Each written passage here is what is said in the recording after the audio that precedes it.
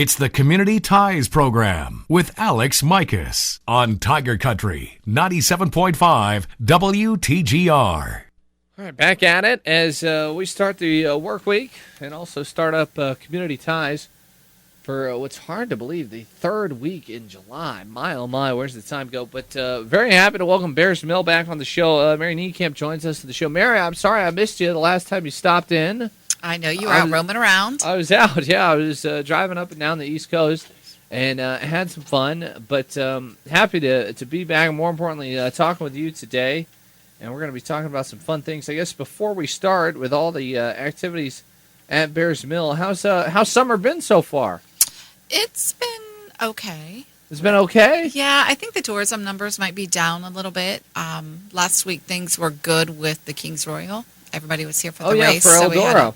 We had a lot of Eldora traffic last week. And it's kind of interesting because I think of racing, and I think of the art at the mill, and I wouldn't necessarily put the two together, but apparently you got really good numbers when there's a lot of folks at Eldora. We do, and I don't think it has much to do with the fact that it's racing and art. I think it's really great that when these people come to Darke County, they start coming in about Tuesday or Wednesday, getting their camping spots up there, and then they just find things to do in Darke County to fill their time clear up until the race days on Friday and Saturday. So I think it's great that they're out running around downtown Greenville, Bears Mill, the wineries, KitchenAid, seeing everything thing we have to offer. Yep. Well, yeah, good for racing fans. It is, very good. Taking in the entire community, and a great weekend for racing, and what sounds like a really good weekend or a good week for the mill. We got a fun exhibit going on right now, and it's funny, you handed me the pamphlet, and I'm so interested in these guitars. Yeah, they're a lot of fun.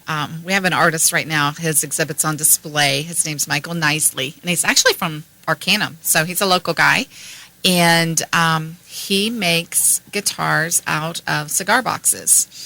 And we have a lot of different varieties on display, and you can play them. I mean, like I was telling you at the reception this last month, we had somebody out there, a friend of his, that sat down and played a few songs just to show everybody that they are usable, they're functional. And, really cool. And I encourage folks, I don't know if I've ever seen anything quite like this. I had never seen anything like it either. And he has a couple little kits out there that people could do this on their own, a self-starter type of thing. Some of them are some really cool older cigar boxes that are just the typical, cigar names, and then he has some that are with license plates, and people can relate to them because there's some Harley things going on and some Chevy things going on and different things that collectors of those things have really taken to those guitars that are a little unique. Now, for folks out there that might be interested in checking out these guitars, they're still at the mill. Yes, this exhibit, Michael has his guitars, and then Bobby Rosenstock from the Marietta area, he has his letterpress designs there, and their display is still there up through this next Sunday, the July 20th. Actually, that's 2 weeks, I guess. And then we'll move things in and change things up a little bit. We were talking about Michael and the guitars, but got to give some credit to Bobby Rosenstock, who's got some really unique pieces. Yes, he does the old-fashioned letterpress. And it's the big block. You kind of think of it, it's kind of millish, it's kind of historic. The old letterpress, the way that they did the printing in the old days, it dates back to like the 1800s. And he has some of his posters, and some of our event type of posters that he's done for other organizations, and others. He's got cards out there that he's made that you can buy yourself and send to somebody for their birthday or anniversary or something like that. He has posters and different pieces that you can buy.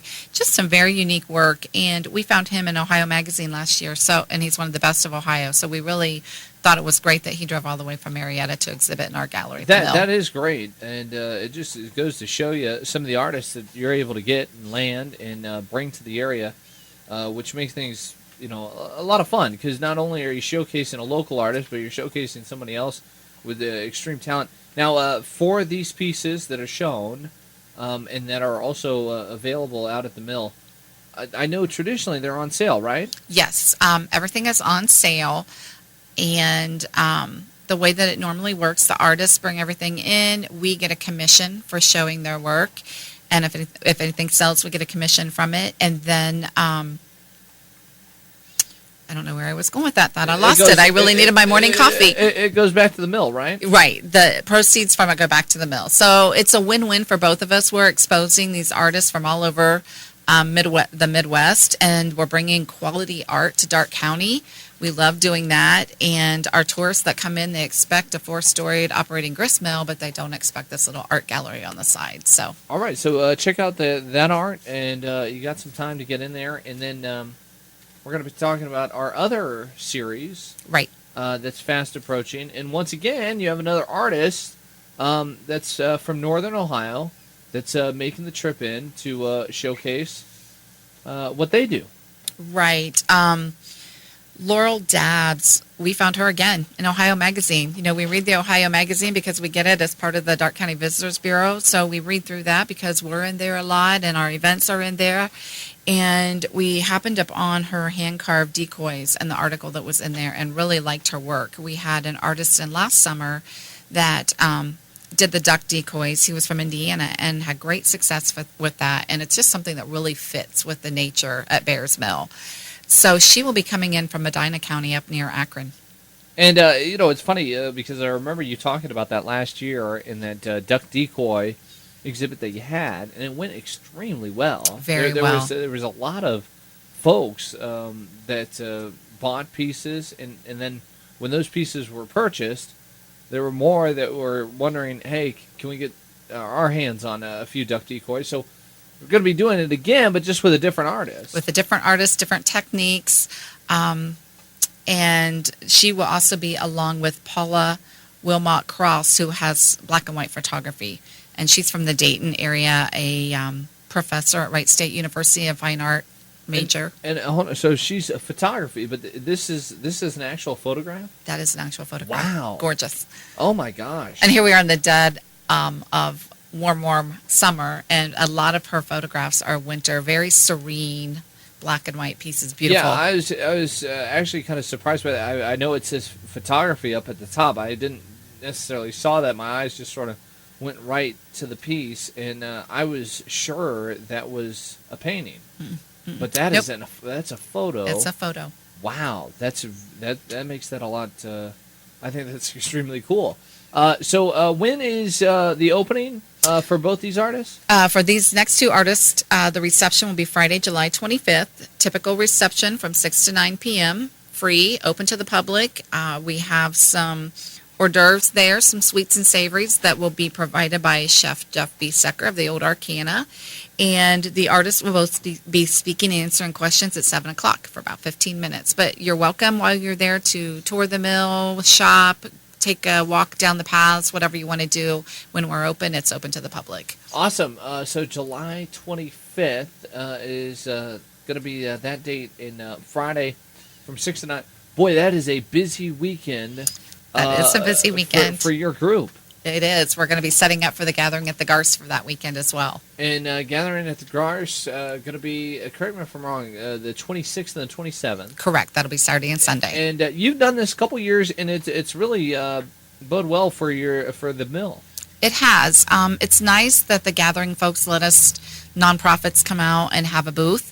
Not only do we get to tell the visitors from all over about Bears Mill and send them that way, but we also have an opportunity for our board and our volunteers, our staff, to be out at the Gathering and to socialize, talk to our members, our donors, people in the community. It's just a nice gathering. Yeah, it really is. It's turned into a fantastic event. It has. It's a lot of fun. As we move forward this month, we're going to be talking with the individuals who sort of put on the Gathering at the Garce. So we look forward to more details on that front. But it's also nice that a lot of the groups around town come in and they get to team up and showcase their talents while everybody sort of enjoys that setting. And we look forward to seeing you on the 26th and the 27th of July at the Gathering at the Garce. Merri Niekamp is my guest, Bears Mill in Spotlight. And we're going to take a short break. We'll come back As this week, a busy week for the mill. We're going to be talking about a few of their activities that they'll have planned for Wednesday. Stay tuned. More to come right here on Tiger Country. The Community Ties program continues with Alex Mikas on Tiger Country 97.5 WTGR. All right, 11:23 is the time back here on Community Ties. We're talking with Merri Niekamp as Bears Mill in the spotlight. Always fun to talk about art at the mill and all the different things that are taking place at that wonderful setting just off 36. And we are going to be talking about what should be a really fun Wednesday. And Merri, you're teaming up again, and we talked about gathering at the Garsh, bringing in a lot of individuals and working together and having places in the community come together with other places and making one awesome event. And that's what you're doing for Wednesday with Farm Bureau. Right. I'm not sure how many people know about the Homegrown series in Darke County that is put on every year by the Farm Bureau, but we are hosting this Wednesday, July 16th. It will be held at Bears Mill in the evening, and that features Jeff Biesecker from the Old Arcana. He's our chef, and he will be preparing a chicken flatbread pizza on the grill. So that will be what his entree is, and he'll be demonstrating on how to do that.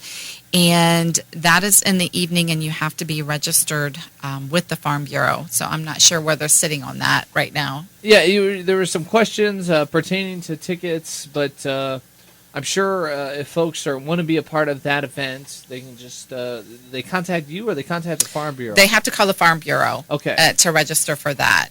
And then last year, we kind of did a spin-off of that. Since we had everything there and ready to go for the evening, we started doing a kids cooking class. And that's from 11 to 1, and I just found out this morning it is full. We have 20 kids that will be coming out, and they do a tour with Terry of the mill, and they see how the wheat is ground into flour. And then they will come out and they will make pizza crust from the wheat flour. Oh, wow. And then they'll assemble their little pizza and put on all the ingredients and toppings and everything they want to do. And then we will cook them in the wood-fired pizza oven that we have there. And then they'll get to eat them for their lunch, too. So it's a fun thing that we've done with the kids. This will be our second year, and I can see us doing it again because it is something that they get to do hands-on, and it's agricultural-related, and they're seeing how to make their own creation from food, that was grown here locally, and then they get to eat it. Yeah, that is neat, and I'm sure that would be a cool experience for the kid. You have a pizza? You got a pizza oven? We do. Mill? We have a pizza oven at the mill. Wow. It's sitting right outside. It was, that's another collaborative effort that we have with Fire Pie Pizza Ovens out of Troy. I guess I have to think about where they're located now. Scott McMiller, a local guy, he brought that to us last year, and he was building the ovens, wanted some exposure. He put one on the property for us to use for our events and to create these type of lunch and learn programs.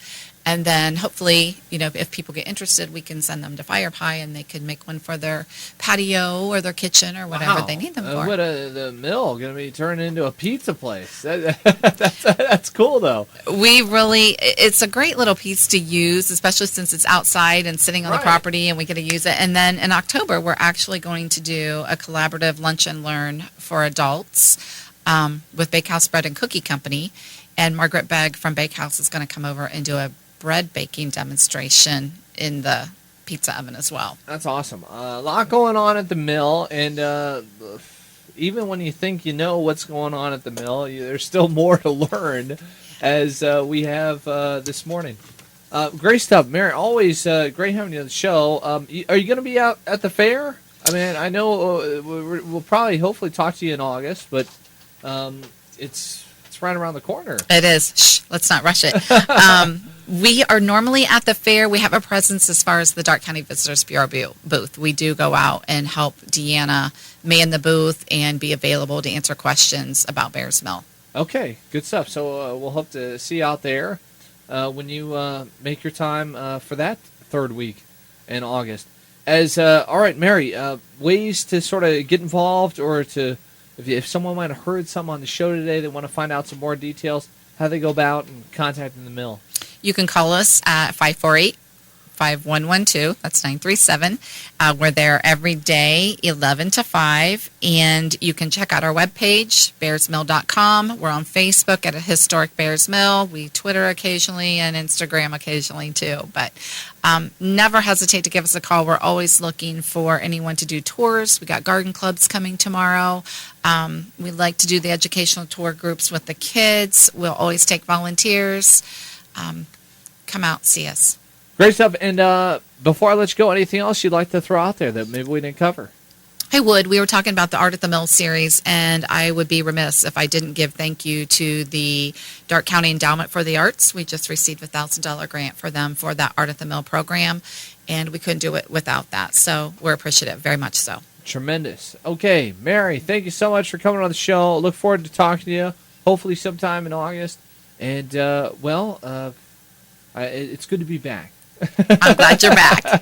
All right, that's going to do it for Community Ties on this Monday. We'll be back tomorrow talking about Relay for Life as it's Paint the County Purple Week, and it all comes to an end in Versailles, if I'm not mistaken, on Saturday. But we're going to learn more details about Relay for Life tomorrow on the show, just after your 11 o'clock news. Up next, your Midday Farm Show.